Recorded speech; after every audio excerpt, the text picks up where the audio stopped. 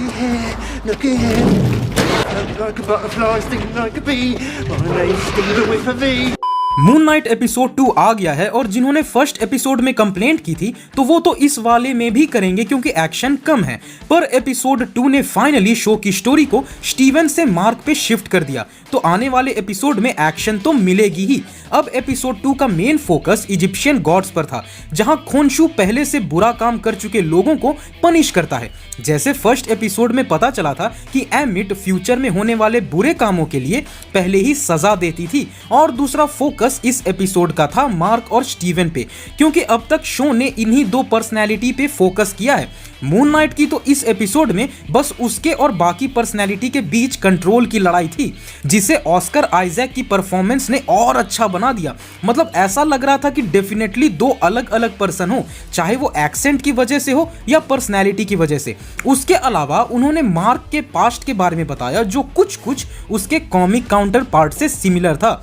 जब पुलिस ने स्टीवन को अरेस्ट किया था तब उन्होंने बताया था कि जो मार्क है वो इजिप्ट में उस मर्सिनरी टीम का पार्ट था जिन्होंने वहां की एक्सकवेशन साइट पे मासूम आर्कियोलॉजिस्ट को मार दिया था। तो कॉमिक्स में भी ऐसा ही हुआ था जब मार्क अपनी मर्सिनरी टीम्स के खिलाफ हो गया था, क्योंकि वो जो कर रहे थे उसे वो पसंद नहीं आया, वो उसके मॉरल्स को सपोर्ट नहीं किया था। पर फिर उसके टीम ने उसे बुरी तरह घायल कर दिया और वो खोनशू के स्टैचू के सामने फेंक दिया गया था, और खोनशू ने उसे रिवाइव किया इस कंडीशन पे कि वो उसको सर्व करेगा। यही थी मार्क की डील विद द गॉड, जिसके बारे में हमने एपिसोड 2 में कई बार सुना। पर यहाँ पे ये स्टोरी चेंज हो जाती है, क्योंकि आर्थर ने भी बोला कि मार्क से पहले खोनशू का एवेटर वो था। उसने खोनशू को झूठा भी बोला कि उसकी डील पे भरोसा मत करो, और उसने खोनशू की जगह एमिट को सर्व करना इसलिए स्टार्ट किया क्योंकि उसे एमिट की जजमेंट ज्यादा सही लगी, और एमिट ने उसे केन भी दी जिसके जरिए वो जैकल जैसे इजिप्शियन बीस्ट को समन कर सकता है। लेकिन कॉमिक्स में स्टीवन एक रिच बिजनेसमैन था, पर यहाँ वो एक इजिप्शियन म्यूजियम में काम करने वाला बंदा है। इस क्वेश्चन का आंसर भी इस एपिसोड में दे दिया गया। इसमें हमें इंट्रोड्यूस करवाया गया लायला यानी मार्क की वाइफ से, जो उसके मून नाइट होने का राज जानती है।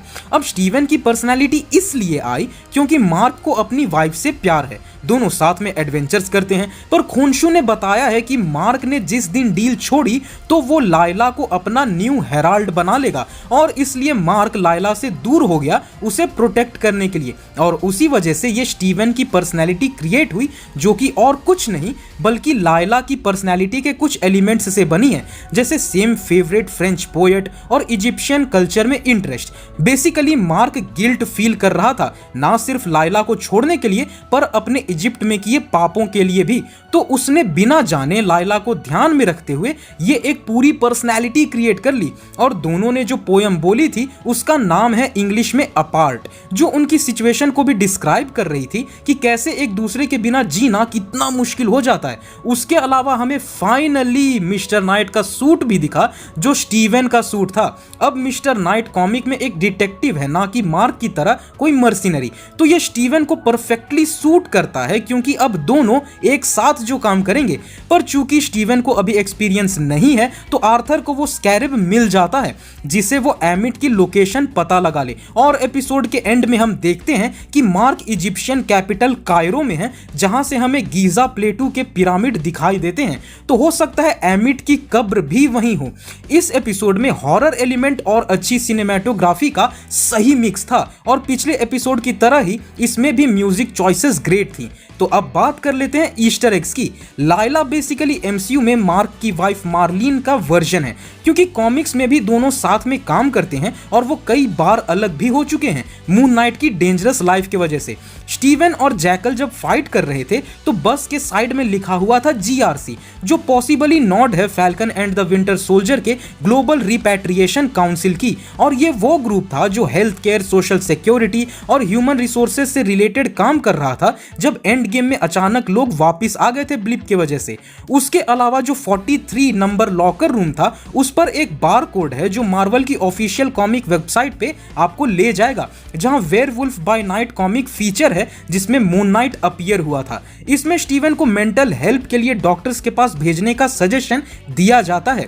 वो सीन देखने में बड़ा शेडी था और कॉमिक्स में एक्चुअली मून नाइट एक इंस्टीट्यूट में गया भी था जो एमिट का ट्रैप था मार्क की साइकोलॉजी के साथ खेलने के लिए। और चूंकि ट्रेलर में एक सिमिलर सीन भी है तो मे भी फ्यूचर में ऐसा कुछ जरूर हो। And last but not the least, सबको लग रहा था लास्ट डेट जो सेटअप की गई थी वो मार्क ने की थी, पर मार्क तो मैरिड है और वो ऐसा बंदा भी नहीं लगा जो इतने इंपॉर्टेंट मिशन के बीच में डेटिंग में घुसेगा। तो ये हो सकता है कि ये उसकी तीसरी पर्सनैलिटी यानी जेक लॉकली ने सेट की हो, जो हमें आगे देखने को भी मिले। तो ये एपिसोड और भी ग्रेट सिनेमेटोग्राफी, हॉरर एस्थेटिक्स और अच्छे म्यूजिक से भरा हुआ था। और नेक्स्ट एपिसोड अब मार्क का आने वाला है तो उसके लिए एक्साइटमेंट और बढ़ गई है। Wagwan!